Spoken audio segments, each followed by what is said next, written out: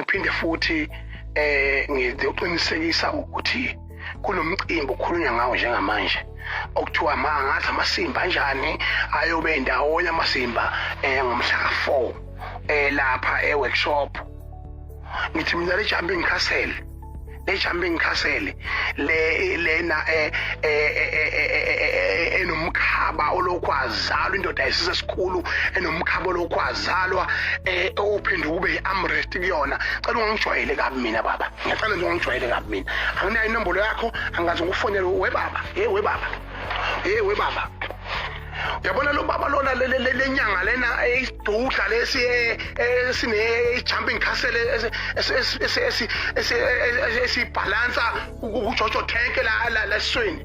Akaze ngufonele, anginayo inombolo yakho, angikwazi ukuthi ungiwaphi. Ngibona nje mina umuntu ovuvukele nje emhlabeni lakaThixo. So ke don't ever involve me to any rubbish. Nalomfana uxabene naye lo ngiphila naye, mina ngiphila naye ama condition ami naye uyawazi umzo. Ngiphila nami nomzo, mina ngiphila nomzo ngamagama abantu.